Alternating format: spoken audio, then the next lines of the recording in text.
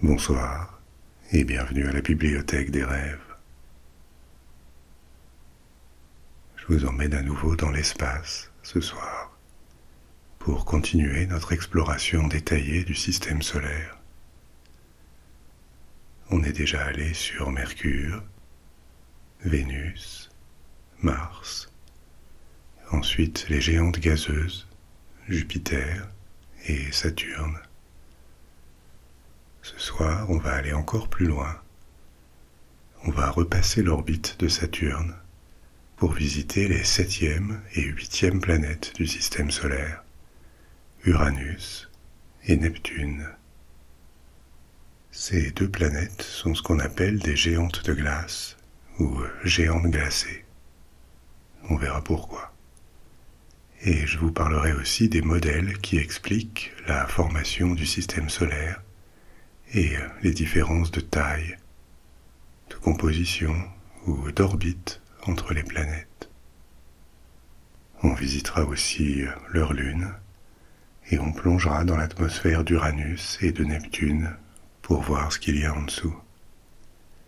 Ça va être un long voyage, alors installez-vous confortablement et surtout ne vous inquiétez pas, comme toujours, ça va être facile à comprendre. Et si vous n'êtes pas familier avec l'astronomie, vous allez découvrir beaucoup de choses pendant ce voyage.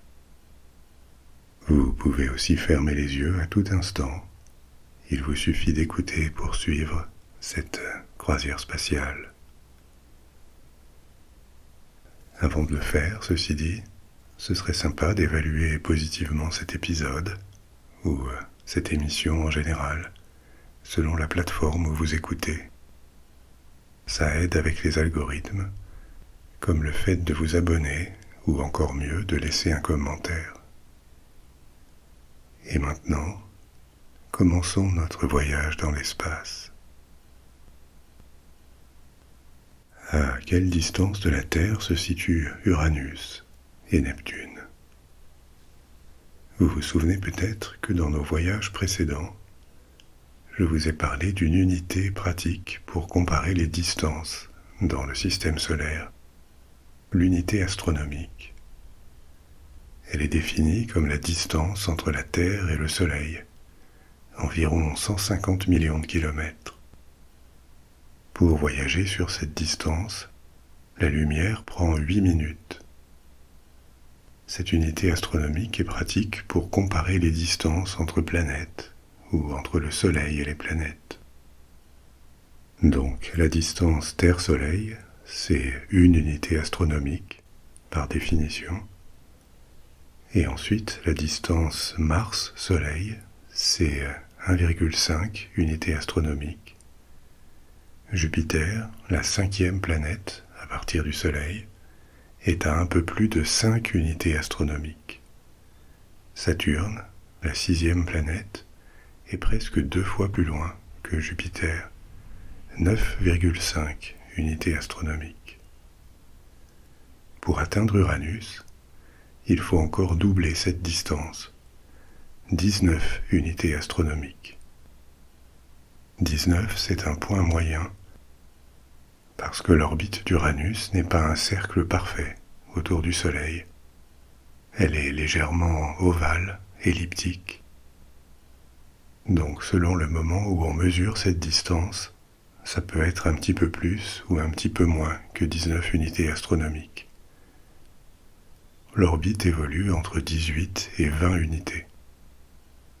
Mais ça donne une idée des distances.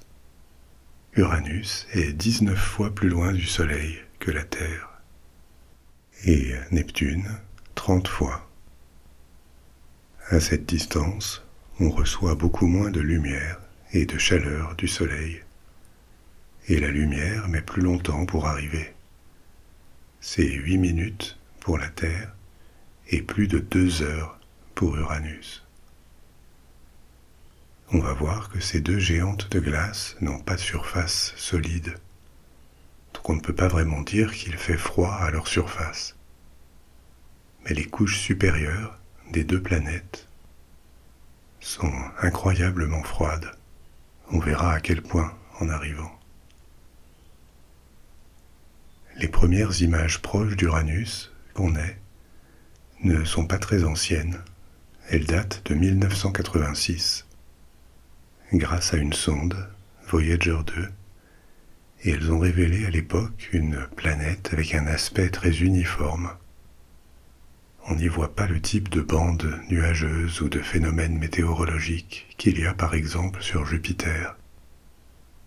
Neptune a l'air plus agité qu'Uranus. Mais en réalité, les deux planètes ont des conditions dans leur couche superficielle qui sont parmi les plus extrêmes qu'on connaisse dans le système solaire.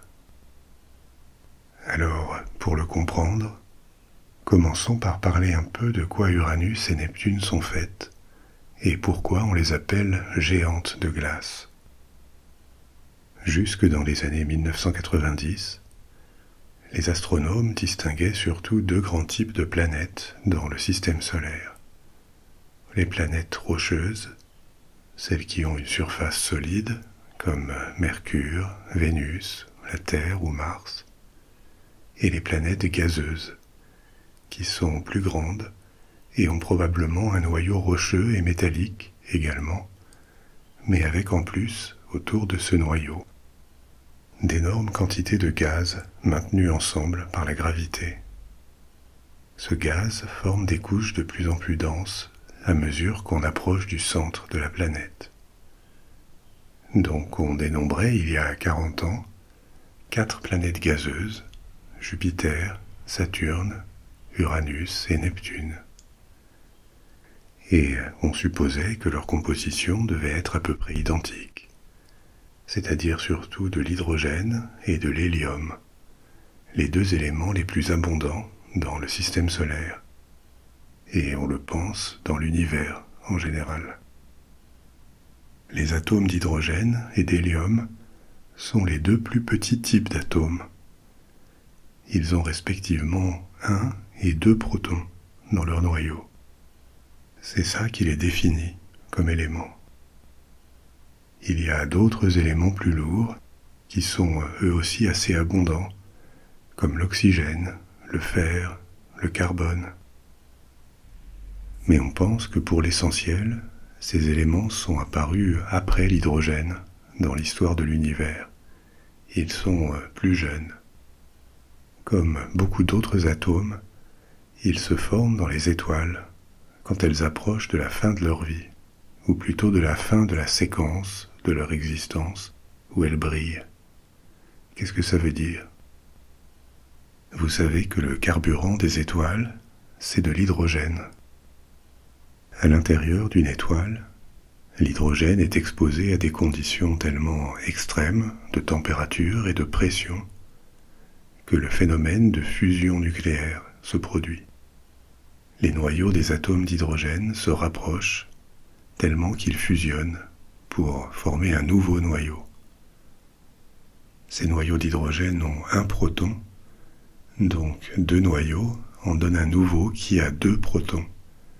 C'est-à-dire que c'est devenu de l'hélium, qui est le principal produit de cette fusion dans les étoiles.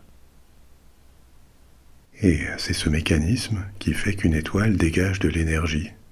Elle brille et elle émet de la chaleur, parce que la fusion de l'hydrogène est ce qu'on appelle exothermique. Elle libère de l'énergie. Ce mécanisme peut durer des millions jusqu'à des milliards d'années, selon la taille de l'étoile, son type. Dans le cas d'une étoile comme le Soleil, les réserves tiennent pendant quelques milliards d'années.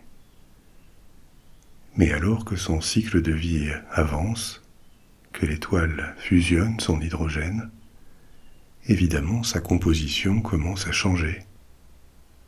Il y a de moins en moins d'hydrogène et de plus en plus d'hélium. Même s'il lui reste encore beaucoup d'hydrogène, à un moment l'étoile commence à fusionner l'hélium, ce qui est toujours une fusion libératrice d'énergie, mais moins rentable ou moins exothermique que la fusion de l'hydrogène.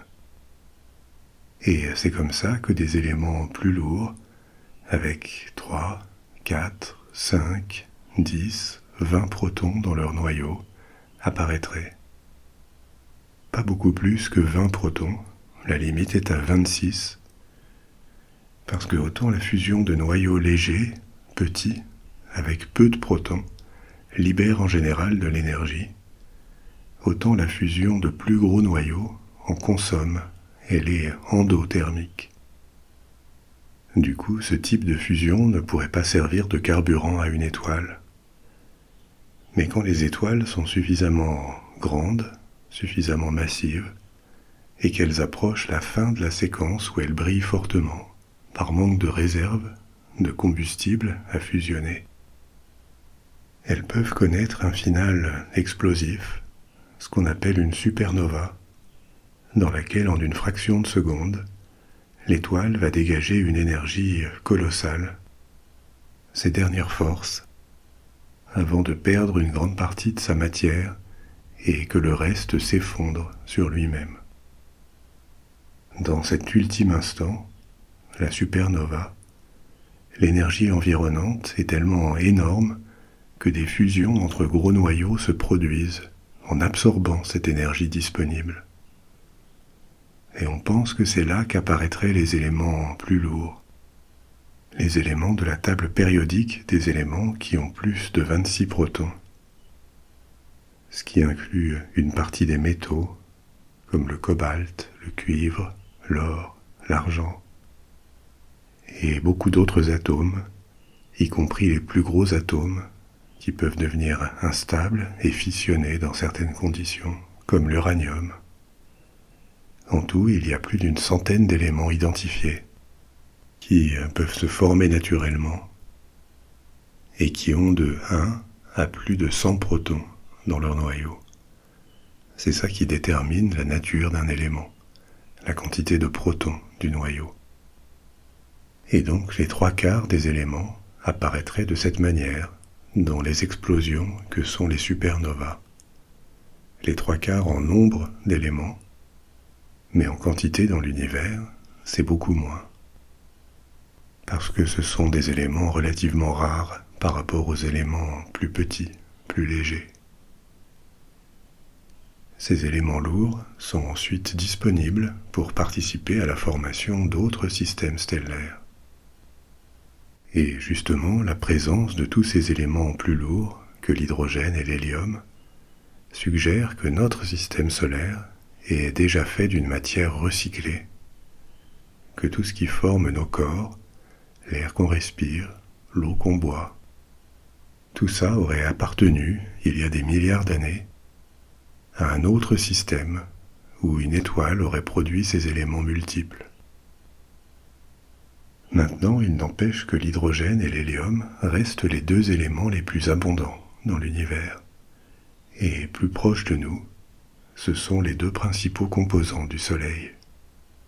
Ils sont aussi les 2 principaux composants des géantes gazeuses, comme Jupiter et Saturne. Comme je vous le disais, ces planètes ont probablement un noyau rocheux et métallique. Elles contiennent aussi d'autres composés dans leur couche de gaz, mais en proportion, c'est pas grand-chose. Alors jusqu'aux années 1940, on pensait, sur la base du peu d'informations qu'on avait à propos d'Uranus et Neptune, qu'elles devaient être similaires à Jupiter et Saturne, parce que comme elles n'avaient pas de surface solide, et leur densité moyenne, qu'on avait calculée ou approximée, suggérait une composition qui pouvait être proche de celle des géantes gazeuses, leur densité n'étant pas aussi élevée que celle des planètes rocheuses. À partir des années 40, on commence quand même à suspecter des différences, parce qu'on étudie Uranus et Neptune par spectroscopie, qui permet de déterminer ou de déduire les éléments dont une planète éloignée est composée.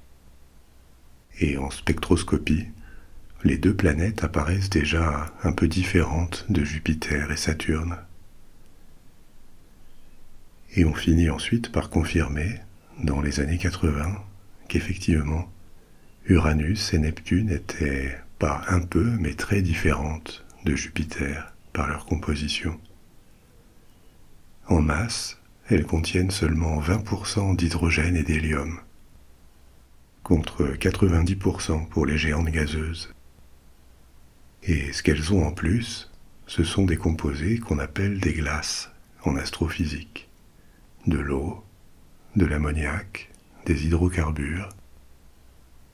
Je vous en ai déjà parlé dans nos précédents voyages dans l'espace. Les glaces spatiales ne sont pas seulement de l'eau, comme dans notre langage quotidien. Il y a aussi d'autres composés qui ont en commun d'être souvent trouvés à l'état solide sur les différents corps du système solaire, parce qu'ils gèlent autour ou en dessous d'une température de 100 Kelvin. Les degrés Kelvin, c'est comme les degrés Celsius qu'on utilise tout le temps, sauf que 0 Kelvin part à moins 273 degrés Celsius, le zéro absolu, quand il n'y a aucune chaleur. Donc les Kelvin sont toujours positifs. 0 Kelvin, c'est l'absence totale d'énergie. Et logiquement, 0 degré Celsius, la température où l'eau gèle sur Terre, c'est équivalent à 273 Kelvin. Donc l'eau gèle à 273 Kelvin, dans les conditions normales de l'atmosphère terrestre. L'ammoniac à 195 Kelvin, ça fait moins 78 degrés Celsius. Le méthane à 91 Kelvin, ça fait moins 182 degrés Celsius. Et tout ça sont des températures certes froides, mais qu'on trouve sur beaucoup de surfaces du système solaire, pour peu qu'elles soient assez éloignées du Soleil, ou pas exposées à lui directement. Alors ces composés, ces glaces, représentent la plus grande part de la composition d'Uranus et Neptune. C'est pour ça qu'on les appelle géantes de glace. Un nom qui peut être un peu trompeur, parce que ça laisse à penser qu'elles sont solides, comme planètes, avec une surface dure sur laquelle on pourrait marcher, ou alors qu'elles auraient de gros blocs de glace flottant dans leur atmosphère. En fait, non. Les composés qu'on trouve sur Uranus et Neptune, dans leur couche superficielle, ne sont pas solides. On les appelle planètes de glace, à partir de la nature chimique des composés qui représentent l'essentiel de leur masse, pas à cause de l'état de ces composés. On a introduit ce terme de géante de glace il y a une quarantaine d'années, parce que, sachant à quel point elles étaient différentes de Jupiter et Saturne, on ne pouvait plus les mettre toutes les quatre dans la même catégorie. Tout ça soulève une autre question. Pourquoi certaines planètes sont rocheuses, ont une surface solide, d'autres sont faites d'hydrogène et d'hélium à 90%, et encore d'autres d'eau, d'ammoniac et de méthane. Et pourquoi cet ordre apparent dans le système solaire? Puisqu'on y trouve 4 planètes rocheuses, suivies par 2 géantes de gaz, qui sont aussi les 2 plus grandes, et enfin 2 géantes de glace, qui sont entre les planètes rocheuses et les planètes de gaz pour ce qui est de la taille et la masse, mais qui sont bien plus loin du Soleil que les autres. Est-ce que c'est un hasard ou est-ce que c'est le résultat d'un processus? Pour y répondre, il faut s'intéresser aux théories sur la formation des planètes.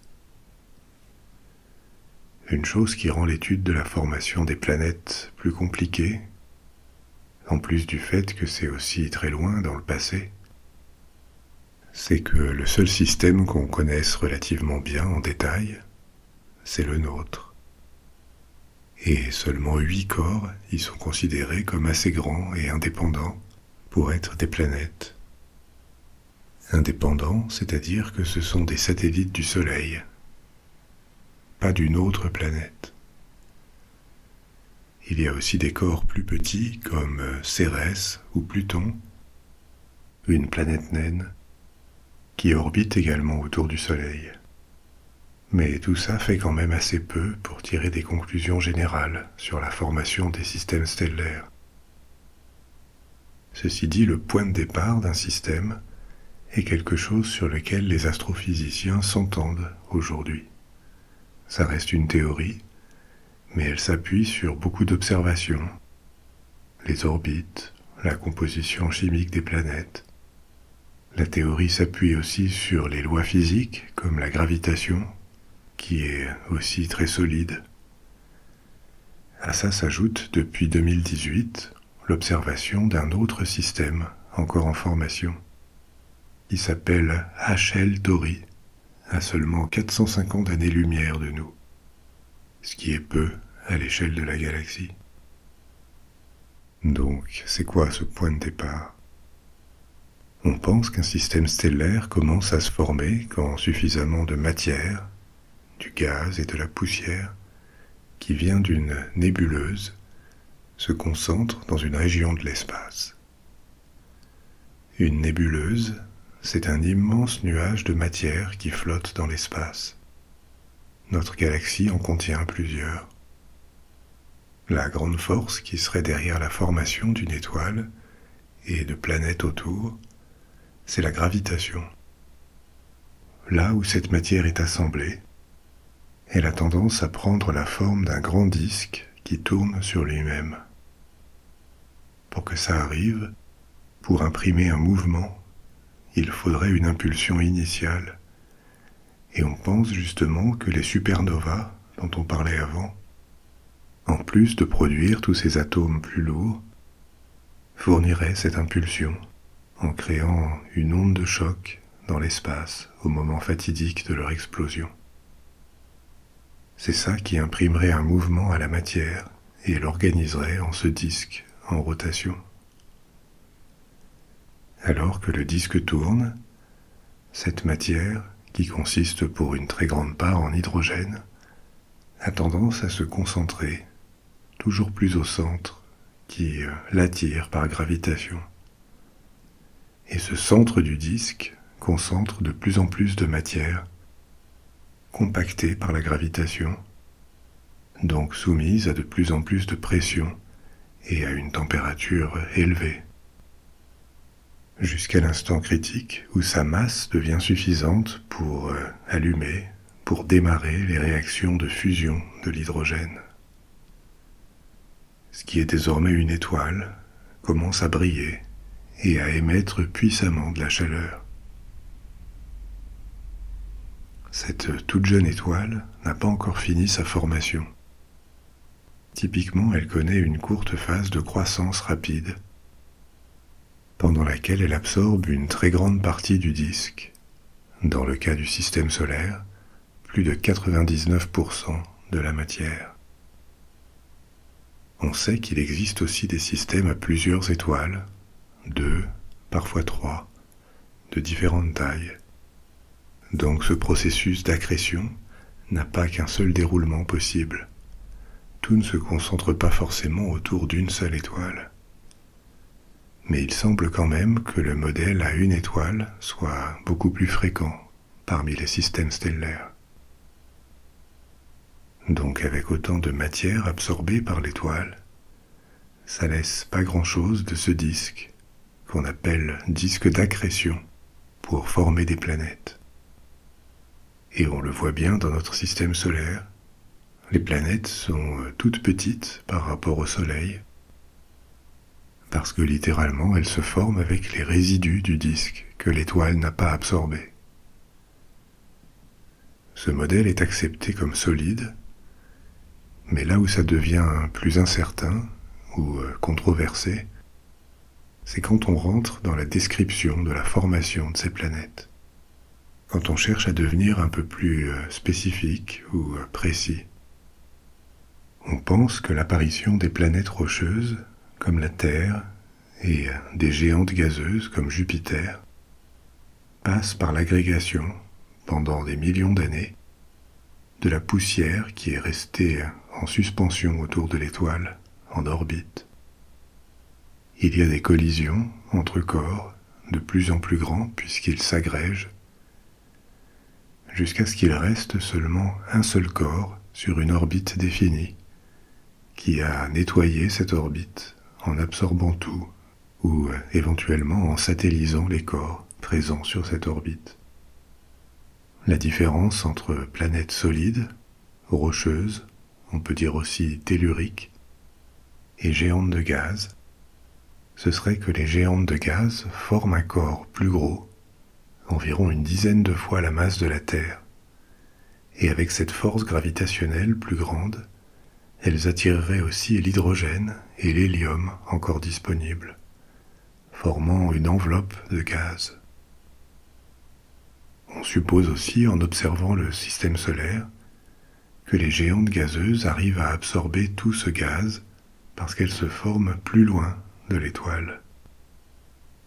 Là où il reste de l'hydrogène et de l'hélium, et où l'attraction de l'étoile est moins forte, donc elles arrivent à conserver ce gaz.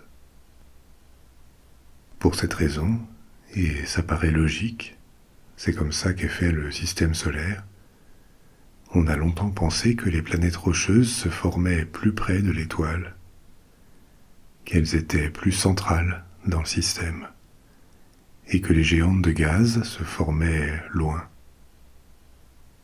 Mais en observant d'autres systèmes, avec des exoplanètes, on s'est rendu compte qu'il pouvait y avoir de grandes planètes de gaz très proches de leur étoile aussi. Des planètes qui ont une période orbitale. La période orbitale, c'est le temps nécessaire pour faire le tour de l'étoile, c'est-à-dire pour la Terre par exemple, 1 an. Donc des géantes de gaz proches de l'étoile qui ont des périodes orbitales très courtes. Pour certaines de ces exoplanètes géantes gazeuses, c'est à peine quelques jours, à grande vitesse. Ces géantes gazeuses proches d'une étoile sont ce qu'on appelle des Jupiters chauds. Chaud parce que proche d'une étoile. Et leur existence a porté un coup à la théorie classique qui ne concevait pas de géantes gazeuses ailleurs que relativement loin de l'étoile. Mais bon, elles existent, donc il faut en tenir compte, et les théories ont été remises en question. La vision qui domine aujourd'hui, mais ça reste des théories, c'est quand même que les géantes gazeuses doivent se former assez loin des étoiles.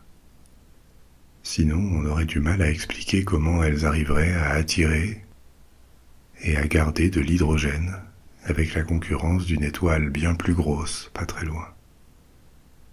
Mais ensuite, certaines géantes de gaz pourraient migrer, se déplacer vers le centre de leur système et se retrouver proches de l'étoile. Soit parce que peu à peu leur orbite se raccourcirait à cause de l'attraction de l'étoile, et si cette orbite ne se stabilise pas, elle pourrait finir par être dévorée par l'étoile, soit parce qu'éventuellement une grande collision a changé leur orbite. Une alternative à ce scénario, ce serait que les Jupiters chauds se forment in situ, près de l'étoile, malgré son attraction, grâce peut-être à un noyau solide suffisamment grand, suffisamment massif, qui aurait une force gravitationnelle suffisante pour former une enveloppe de gaz. Mais ça reste un débat ouvert, et ça montre qu'on n'a pas de certitude absolue sur les modèles de formation des différents types de planètes.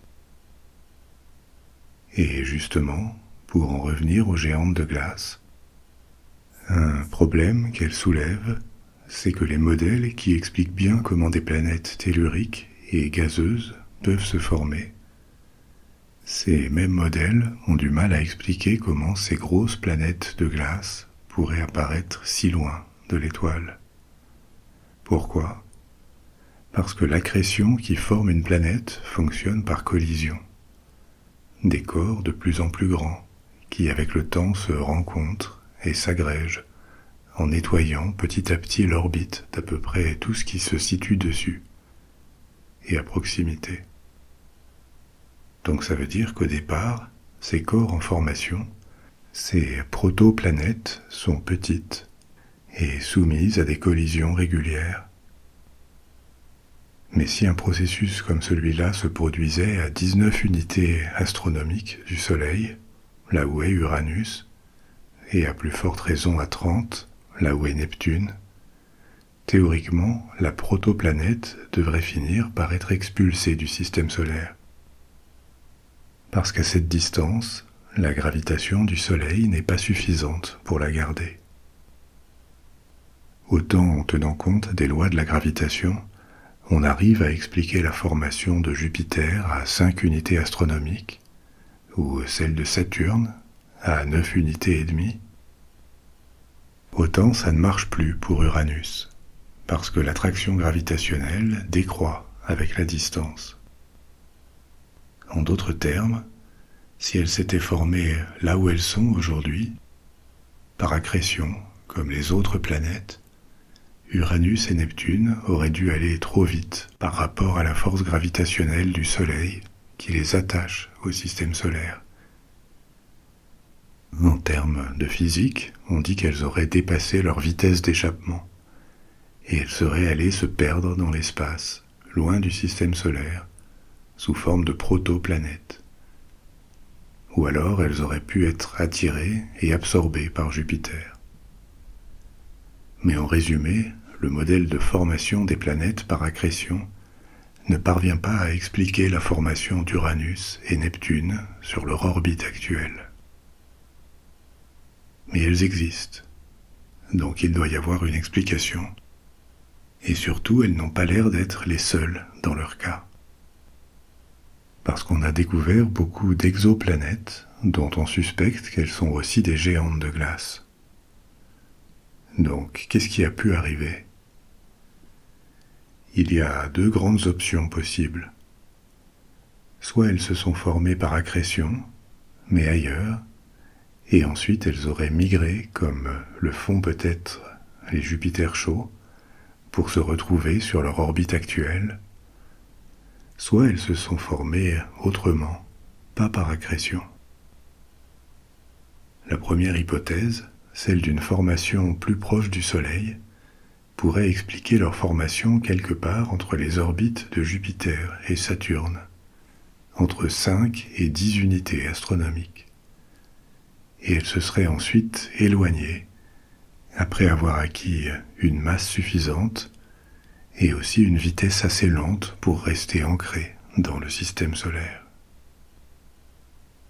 Cette migration plus loin du Soleil aurait pu être causée par des rapprochements avec Jupiter et Saturne, qui les auraient projetés sur des orbites plus lointaines. Ou alors, deuxième option, des planètes pourraient se former sans accrétion, sans collisions successives sur une même orbite. Une hypothèse alternative, c'est que dans le disque planétaire du système solaire en formation, assez éloigné du centre, il aurait pu exister des zones où la densité de matière était supérieure, comme des grumeaux plus denses que le reste du disque. Et à nouveau, sous l'effet de la gravitation, ces zones avec plus de matière auraient pu s'effondrer sur elles-mêmes, se condenser en formant des planètes sans accrétion progressive. Les modèles indiquent qu'un disque protoplanétaire, un disque d'accrétion, avec ce type d'irrégularité, pourrait effectivement donner des planètes dans un rayon de 10 à 30 unités astronomiques autour d'une étoile, comme le Soleil, en tenant compte des forces de gravitation. Et comme Uranus et Neptune sont à 19 et 30 unités astronomiques du Soleil, respectivement, elles sont bien dans la zone où ça paraît possible. Alors c'est une explication qui paraît plausible ou possible, mais qui n'est pas prouvée. Si bien que le mystère autour de la formation d'Uranus et Neptune, ça n'est pas tellement que ce soit impossible, c'est qu'il y a plusieurs possibilités, et à ce stade, on ne peut pas définitivement trancher entre elles. Mais pendant que je vous racontais tout ça, on a voyagé dans l'espace, Et on est maintenant à 19 unités astronomiques du Soleil, en approche d'Uranus. Même si la planète est bien plus petite que Jupiter et Saturne, elle a été observée depuis la Terre il y a déjà plusieurs siècles, peut-être même dans l'Antiquité. Elle aurait pu être confondue avec une étoile ou une comète lointaine. Mais c'est à la fin du XVIIIe siècle que différents astronomes réalisent que, compte tenu de ses mouvements, ça ne pouvait pas être une étoile, elle bougeait trop, et que donc il devait s'agir d'une planète plus lointaine que Saturne. Comme elle est loin du Soleil, et aussi plus lente que les 6 planètes avant elle, Uranus met plus longtemps à faire un tour, une révolution. 84 ans. Ça veut dire que depuis que la planète a été officiellement reconnue comme telle, en 1781, elle n'a fait que 3 tours, 3 orbites complètes. Je vous disais aussi avant qu'elle recevait beaucoup moins de rayonnement solaire que nous, à cause de la distance. L'intensité de la lumière solaire varie inversement avec le carré de la distance. En termes plus clairs, ça veut dire que plus on s'éloigne du Soleil, plus elle diminue, évidemment, mais pas de façon linéaire. Elle diminue de plus en plus vite. Et donc, à 19 unités astronomiques, elle est 19 fois plus loin que la Terre, mais elle reçoit 400 fois moins de lumière. En d'autres termes, Uranus voyage dans l'espace, dans l'obscurité. Et si on regardait le Soleil depuis Uranus, on verrait un petit point lumineux, très loin. Certes plus grand que les autres étoiles, mais pas grand-chose par rapport à l'énorme boule brillante qu'on voit le jour depuis la Terre. Uranus a plusieurs lunes, 27 ont été identifiées, et on va visiter la principale, qui s'appelle Titania, à ne pas confondre avec Titan, la lune de Saturne qu'on a explorée pendant notre voyage spatial précédent. Mais avant ça, répondons à cette question. Qu'est-ce qu'on trouverait si on traversait Uranus depuis son atmosphère jusqu'à son centre? Ce qu'on appelle atmosphère, ici, c'est simplement l'enveloppe gazeuse la plus externe, parce qu'il n'y a pas de surface définie. Alors, plus précisément, on a défini comme atmosphère la partie de la planète qui était accessible aux senseurs à distance, jusqu'à une pression de 100 bars. 100 bars, c'est 100 fois la pression atmosphérique au niveau de la mer sur Terre. C'est beaucoup, et ça fait plusieurs centaines de kilomètres de profondeur dans la couche externe d'Uranus. C'est donc toute cette zone, entre 0 et 100 bars de pression, qui est définie comme l'atmosphère. Je vous disais au début que les photos prises par Voyager 2 il y a 40 ans, ou par les télescopes depuis, suggéraient une planète assez tranquille, à l'aspect un peu laiteux, dans des tons pâles, bleu-vert. Cette couleur, elle est due à la composition de l'atmosphère, qui absorbe la lumière rouge. Mais cette tranquillité apparente est assez trompeuse. Pour des périodes assez courtes, c'est arrivé par exemple en 2004, pendant 2 mois, de grands nuages peuvent se former dans l'atmosphère et des tempêtes spectaculaires s'y produisent. On y a mesuré des vents à plus de 800 km/h. Et en plus, même si le climat y est mal connu, on y a observé des phénomènes atmosphériques intéressants. Dans cette atmosphère, les principaux composants sont l'hydrogène et l'hélium. Vous vous souvenez qu'ils représentent environ 20% de la masse d'Uranus. Les glaces proprement dites sont en dessous, cachées dans les parties plus denses de la planète. Donc cette atmosphère compte surtout hydrogène, hélium, et un troisième élément qui en représente seulement 2%, le méthane. auquel on pense que la planète doit cette couleur de type aigue marine. Cette atmosphère est très froide, la température dépend de l'altitude, mais dans la troposphère, la partie la plus vers l'extérieur, on est à 50 Kelvin, c'est-à-dire en dessous de moins 200 degrés Celsius. Comme sur la Terre, la température dans l'atmosphère ne grimpe pas de façon linéaire à mesure qu'on s'enfonce dans l'atmosphère.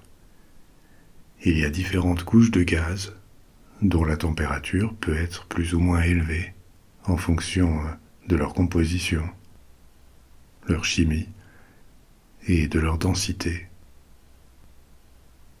L'atmosphère d'Uranus est bien moins connue et comprise que celle de la Terre. Mais on sait que dans la haute atmosphère, il y a différentes couches de nuages, des nuages d'hydrogène, de soufre et d'ammoniac, peut-être aussi d'eau à certains endroits où il y aurait plus de pression. Et ces différents niveaux atmosphériques ont un fonctionnement complexe, constamment en mouvement, avec de grands vents et des variations saisonnières. En dessous de la troposphère, la densité et la température augmentent, et en continuant à descendre, l'hydrogène et l'hélium se raréfient. On arrive enfin à une sorte de manteau, au-delà des 100 bars de pression. C'est là que commence ce manteau formé de ces fameuses glaces astronomiques, qui font qu'on parle de géantes de glace. Ces glaces ne sont pas à l'état solide. On les appelle glaces parce que leur composé serait solide s'ils flottaient dans l'espace ou étaient à la surface d'un astéroïde. Mais là, les conditions de pression et de température ne permettent pas l'état solide. À la place, on a un fluide très dense et chaud. Et en dessous de l'atmosphère d'Uranus, ce fluide consiste surtout en eau et en ammoniac, formant comme une sorte d'océan. Ce manteau représente la plus grande part de la masse d'Uranus. Au total, la planète fait 14 fois et demi la masse de la Terre, et à lui seul, le manteau fait 13 fois la masse de la Terre. Le gaz autour, dans l'atmosphère, occupe beaucoup de volume, d'espace, parce qu'il est moins comprimé par la gravité, mais il représente assez peu de masse. Donc je vous disais qu'on y trouvait notamment de l'eau et de l'ammoniac. L'eau, on sait bien ce que c'est. Mais c'est quoi l'ammoniac ? Un produit dont on entend plutôt parler quand on s'intéresse aux produits d'entretien et qui a une réputation de toxicité. Quand l'hydrogène forme des molécules avec l'oxygène, on obtient de l'eau, H2O. L'ammoniac, c'est la molécule qui résulte de l'association de l'hydrogène, non pas avec de l'oxygène, mais avec de l'azote, la molécule NH3. C'est un composé assez abondant dans le système solaire, et il y en a sur Terre, mais relativement peu. On en trouve des quantités bien plus grandes sur Mars, sur Jupiter, Saturne, et bien sûr dans les géantes de glace Uranus et Neptune. Sur Terre, l'ammoniac dans la nature est à l'état de trace, et il est associé dans des sels avec d'autres éléments, comme le chlore et le soufre. Mais il joue un grand rôle dans le cycle de la vie biologique. Déjà, il est souvent un déchet du cycle alimentaire d'organismes aquatiques dans les océans. Et sur les continents, il contribue à l'alimentation des plantes. Elles en ont besoin pour croître, et les engrais en contiennent par exemple. On estime qu'environ la moitié de toute la nourriture produite sur Terre a besoin d'ammoniac, soit directement, soit indirectement, pour soutenir une chaîne alimentaire. Je vous parlais de toxicité parce que dans les conditions normales de température et de pression sur Terre, l'ammoniac est un gaz incolore avec une odeur piquante et qui peut brûler les yeux et les poumons à certaines concentrations. Mais il sert énormément à l'industrie chimique, pour les engrais, pour des solvants, comme réfrigérants, ou encore dans le processus de synthèse d'autres composés. Maintenant, pour en revenir à l'espace, le mélange d'eau et d'ammoniac a la particularité de geler à des températures très basses, moins 100 degrés Celsius, 100 degrés de moins que l'eau toute seule. Donc dans l'espace, l'ammoniac dans l'eau pourrait agir comme un antigel et permettre l'existence d'océans liquides à des températures négatives, sous la surface de certaines lunes. On en a déjà parlé pour les lunes de Jupiter notamment. Mais pour ce qui est d'Uranus, ça n'est pas vraiment la question, parce que là où commence le manteau liquide d'eau et d'ammoniac, la température est estimée autour de 47 degrés Celsius, avec une pression de 100 bars, 100 fois la pression qu'on a sur Terre au niveau de la mer. Et ensuite, si on s'enfonce dans ce manteau, la température et la pression ne font qu'augmenter toujours plus. Au centre de la planète, dans son noyau, qu'on pense être métallique et rocheux, on atteindrait 5000 degrés et 8 millions de bars. Une hypothèse qui existe, c'est que dans le manteau, il y a aussi du méthane en moindre quantité. Et ce méthane pourrait être dissocié par les conditions de pression et de température. Or, le méthane, c'est de l'hydrogène et du carbone, ce qui libérerait des atomes de carbone. Et sous cette pression, ce carbone devrait logiquement se reconfigurer sous forme de diamants, des cristaux de diamants, qui pourraient comme pleuvoir en tombant dans le manteau, comme des pierres qui couleraient dans un lac. Sauf que ça n'est pas un lac d'eau, mais d'eau et d'ammoniac, et qu'il est soumis à une pression bien supérieure, même aux plus profondes abysses sur Terre. Ces pluies de diamants ne sont peut-être pas limitées à Uranus, si elles existent vraiment. En théorie, on pourrait aussi en avoir à l'intérieur de Neptune, et peut-être même aussi Saturne et Jupiter, même s'il est improbable qu'on puisse jamais aller vérifier. Une autre hypothèse, c'est que tout en bas du manteau, profondément à l'intérieur de la planète, là où commence le noyau, il pourrait y avoir un océan de carbone liquide.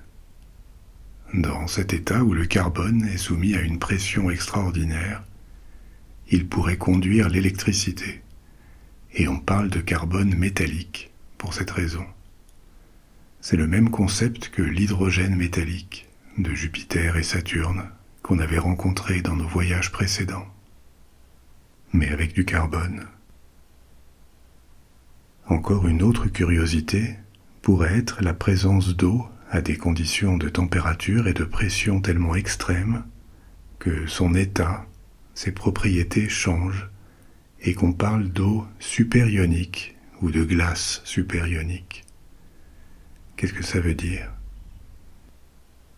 Que dans ces conditions extrêmes, et qui sont d'ailleurs absentes sur Terre, les molécules d'eau peuvent se briser et l'oxygène cristalliser.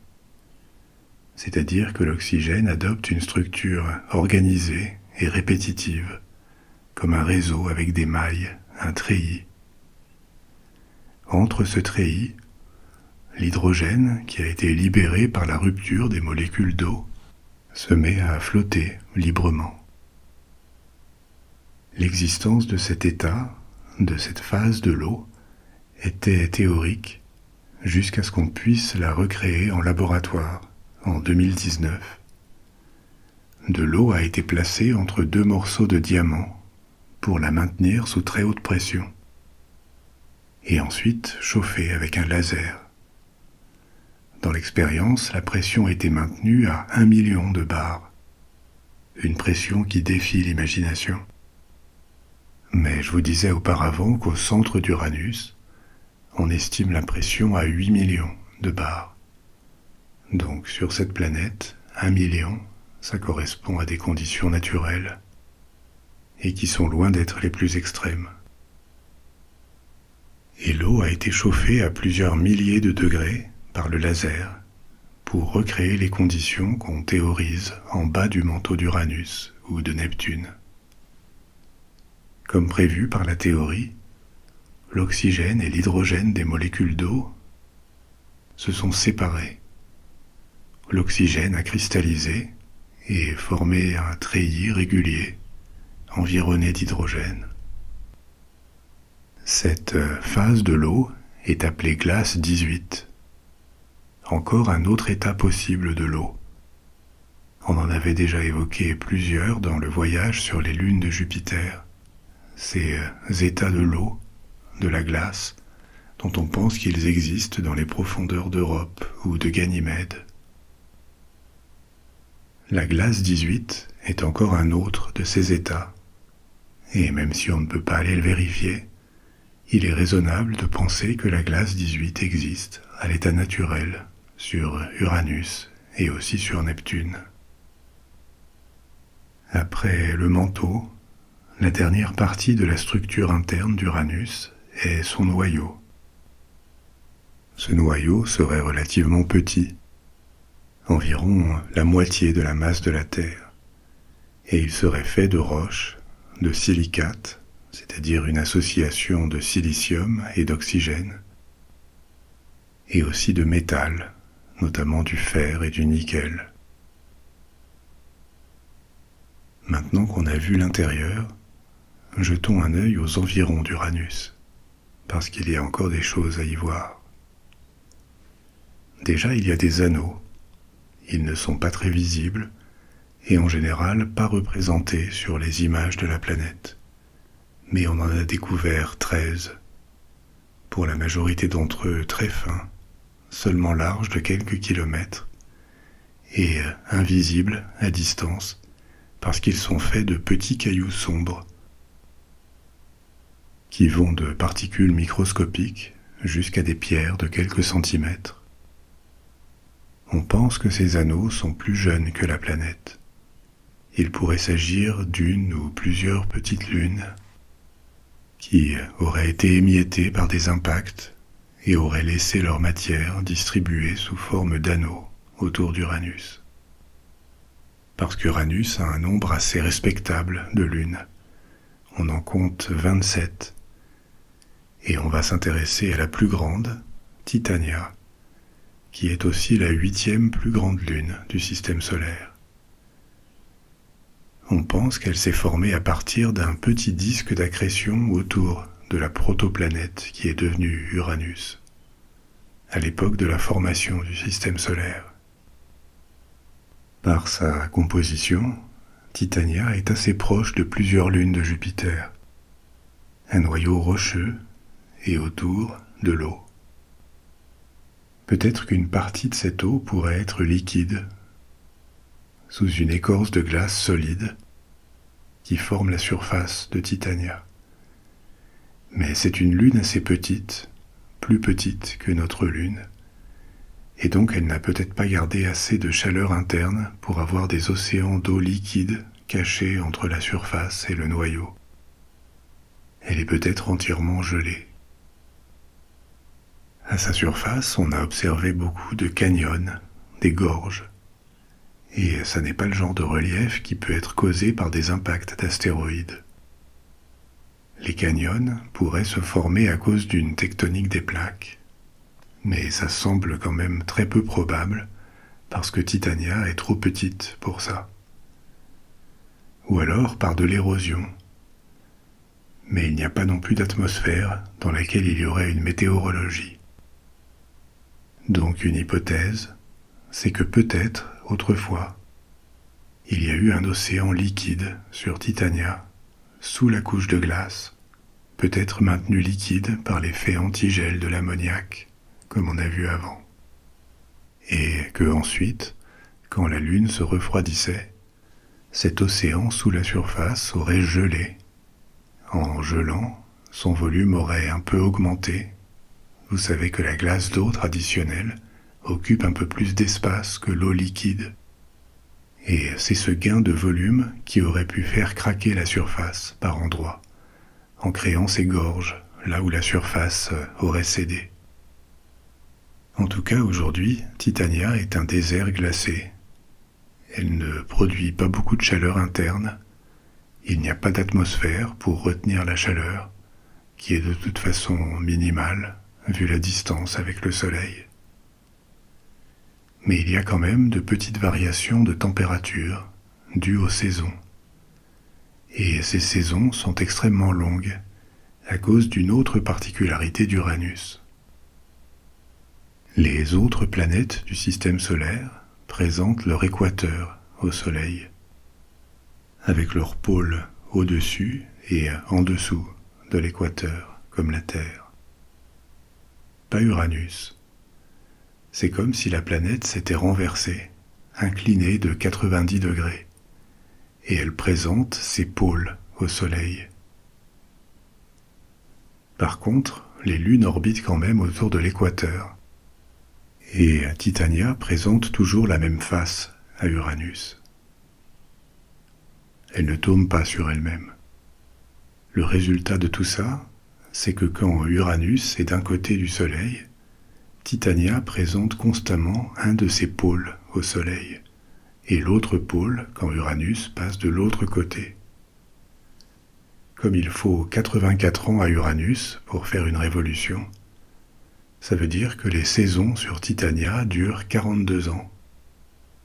Un point particulier passe 42 ans dans l'ombre avant d'être rééclairé, faiblement, parce que le Soleil est loin, pendant également 42 ans. Mais maintenant, reprenons notre voyage pour rejoindre notre deuxième destination de ce soir, encore plus loin. On a vu qu'Uranus était à 19 unités astronomiques de la Terre, et il faut traverser 10 unités astronomiques de plus pour atteindre sa sœur, Neptune. Presque une sœur jumelle, en fait.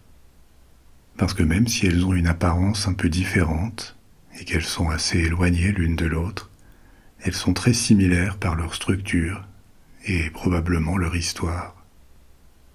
Neptune est invisible à l'œil nu, depuis la Terre. Et c'est pour ça qu'elle a été la première planète découverte, non pas par observation, mais par calcul. Ça date de la première moitié du XIXe siècle. Uranus avait été découverte, observée avec des télescopes, et son orbite calculée. Mais quelque chose n'allait pas. On observait des changements dans l'orbite d'Uranus qu'on n'arrivait pas à expliquer par la présence des autres planètes, puisqu'elles ont des effets sur les orbites par gravitation. Ça voulait dire que soit il y avait des erreurs de calcul, ou alors quelque chose d'autre, un autre corps, peut-être une 8e planète qui influençait Uranus. À partir des perturbations dans l'orbite d'Uranus, la position d'une possible 8e planète a été déduite et on l'a cherchée dans le ciel, jusqu'en 1846, quand on l'a trouvée. Au cours des années suivantes, on a aussi détecté une grande lune autour de Neptune, Triton. On s'y intéressera dans un instant.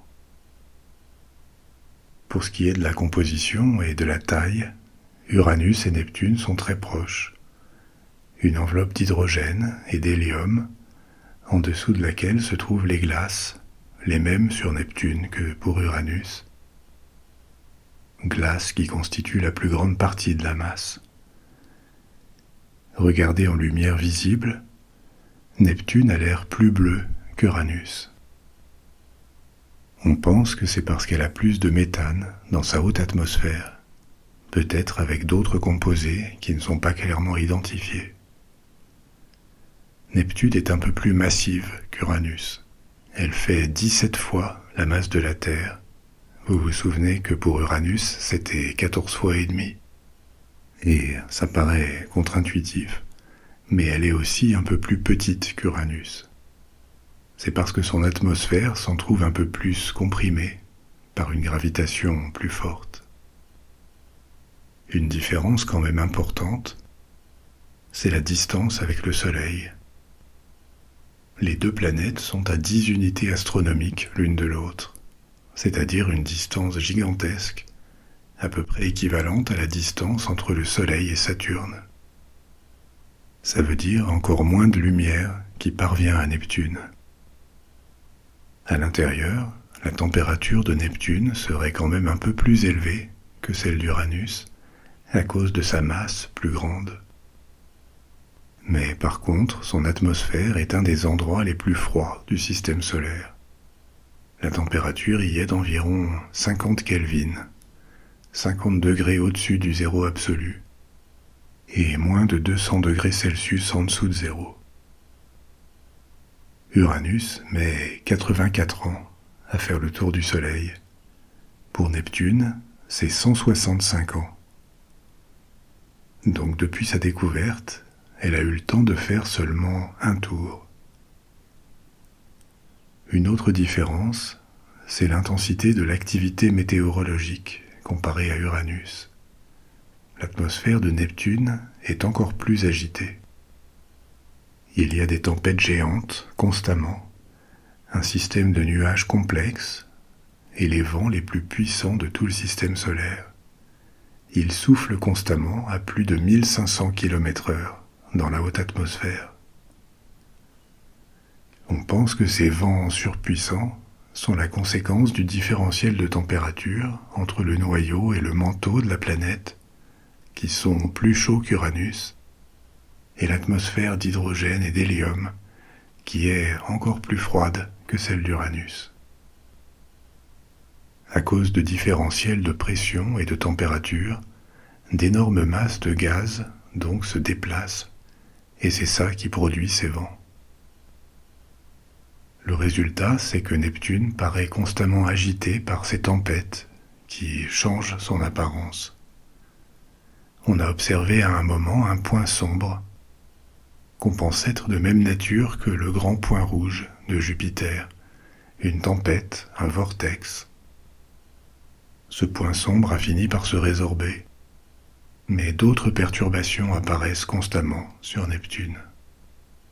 Au-delà de Neptune commence une région qu'on appelle la ceinture de Kuiper, une très grande région à la frontière du système solaire, qu'on visitera, et avec elle certains de ses occupants comme Pluton, dans notre prochaine excursion spatiale. Neptune a une grande influence sur cette ceinture de Kuiper, à cause de sa gravité. Par son influence gravitationnelle, qui a été répétée après des millions de révolutions autour du Soleil, elle a régulé, réorganisé les orbites de très nombreux petits corps de la ceinture. Elle est dans ce qu'on appelle une résonance orbitale avec différents corps, des dizaines, à commencer par Pluton. Elles ont une résonance de 2, 3. C'est-à-dire que quand Pluton fait 2 révolutions, Neptune en fait 3. Et on a trouvé d'autres ratios avec d'autres corps, 3, 4, 3, 5, 2, 5, 4, 7. Avec le temps, la ceinture de Kuiper a été réorganisée par Neptune, un peu comme Jupiter influence la ceinture d'astéroïdes qui s'étend entre elle et Mars. Neptune a aussi 14 lunes connues. Elles sont petites, à une exception près, qui est Triton. Triton représente 99% de la masse de ce qui orbite autour de Neptune. Alors intéressons-nous à Triton, parce qu'elle a des aspects différents de la plupart des autres lunes du système solaire. Le premier, c'est que son orbite est dite rétrograde. Ça veut dire qu'elle orbite dans le sens opposé de la rotation de Saturne. C'est quelque chose de très rare. Les grandes lunes dans le système solaire vont dans le même sens que la rotation des planètes auxquelles elles sont rattachées. On dit qu'elles sont progrades. Et le fait que ça ne soit pas le cas pour Triton, c'est un indice assez important du fait que, sans doute, cette lune ne s'est pas formée à côté de Neptune, mais qu'elle a été capturée plus tard, peut-être en provenance de la ceinture de Kuiper, où elle aurait été considérée comme une planète naine si elle y était encore, au même titre que Pluton. Triton est un peu plus grande que Pluton, et presque aussi grande que la Lune de la Terre. Sa surface a l'air d'avoir été renouvelée, rafraîchie, à en juger par la densité limitée des cratères, des impacts astéroïdes. Et ça suggère que Triton est géologiquement active, c'est-à-dire qu'elle doit avoir une structure interne différenciée, avec un noyau, un manteau et une écorce, ce qui paraît cohérent avec sa taille. Il semble y avoir deux types de phénomènes géologiques à sa surface. Du cryovolcanisme, c'est-à-dire des éruptions de matériaux plus chauds venus de l'intérieur de la planète, comme de l'eau, qui remonte brutalement et gèle à la surface, et aussi une activité tectonique qui rejetterait des matériaux venus de l'intérieur le long de rifts et des plaques qui entreraient en collision en créant des montagnes. Comment est-ce qu'un corps de cette taille pourrait avoir été capturé par Neptune, en tenant compte du fait que les distances dans la ceinture de Kuiper sont gigantesques?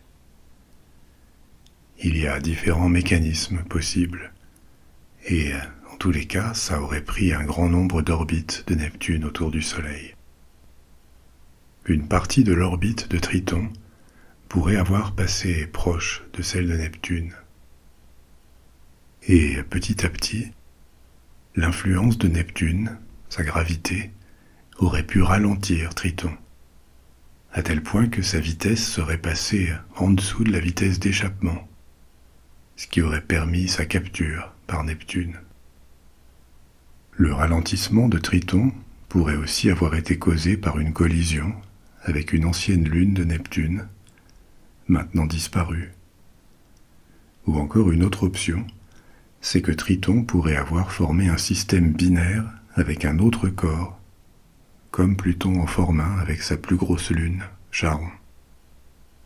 L'influence de Neptune sur ce système binaire pourrait avoir provoqué à la fois la satellisation de Triton et l'expulsion de l'autre corps du système solaire. Tous ces différents scénarios sont possibles dans les modèles de mécanique céleste. Mais quoi qu'il en soit, l'arrivée de Triton dans l'orbite de Neptune a probablement eu de grands effets sur les anciennes lunes de la planète. Ça aurait perturbé leurs orbites avec des collisions multiples, qui auraient pu en détruire certaines, alors que d'autres auraient été expulsées. Et une fois la poussière retombée, le système stabilisé, Triton représentait la seule grande lune de Neptune, 99% de la masse en orbite. Le reste, ce sont des anneaux qui sont assez ténus et très peu visibles, peut-être faits des débris de ces anciennes lunes. Et il y a aussi quelques petites lunes irrégulières. À la surface de Triton, très froide, on trouve une mince couche d'azote gelée. En dessous, il pourrait y avoir une enveloppe d'eau, de glace, représentant 15% à un tiers de la Lune. Et encore en dessous, un manteau et un noyau de roche et de métal. Il sera de toute façon très difficile d'aller un jour sur Triton. On a déjà évoqué les difficultés pour les lunes de Jupiter, qui sont à 5 unités astronomiques du Soleil. Là, c'est 6 fois plus loin, 30 unités astronomiques. Donc c'est plutôt du domaine de la science-fiction. Ne serait-ce qu'envoyer une sonde requiert une grande patience. Toutes les missions spatiales prennent du temps, mais là, c'est vraiment très loin. Vous vous souvenez de Voyager 2, la première sonde à prendre de près des photos d'Uranus et de Neptune. Elle a été lancée en 1977 par la NASA. Elle a atteint Jupiter en 1979 et ensuite Saturne en 1981. Après, elle a accéléré, toujours plus, et elle est arrivée à proximité d'Uranus en 1986. Et elle a continué, toujours plus vite, pour atteindre Neptune en 1989, 12 ans après son départ. Elle continue son voyage, maintenant, dans l'espace interstellaire, 48 ans après être partie. Quand elle a atteint Neptune, en 1989, elle était à 30 unités astronomiques du Soleil. Ensuite, elle a traversé toute la ceinture de Kuiper, qui se termine vers 55 unités astronomiques. Et elle est sortie de la zone d'influence du système solaire à 120 unités astronomiques. C'était en 2018. Avec Voyager 1, qui est une autre sonde lancée presque au même moment, ce sont les deux objets fabriqués par l'homme qui ont voyagé le plus loin de la Terre. Et dans leur sillage, ces sondes nous invitent à rêver des gigantesques étendues silencieuses et paisibles au-delà de la 8e et dernière planète du système solaire. C'est la fin de notre voyage spatial pour ce soir. Si vous n'avez pas sommeil, vous pouvez choisir une autre histoire de la bibliothèque des rêves, peut-être une autre croisière spatiale, si vous le désirez, et partir pour une nouvelle aventure. Ou alors vous pouvez fermer les yeux, vous laisser aller et vous endormir. Je serai bientôt de retour avec une nouvelle histoire. Et d'ici là, dormez bien, faites de beaux rêves. Au revoir.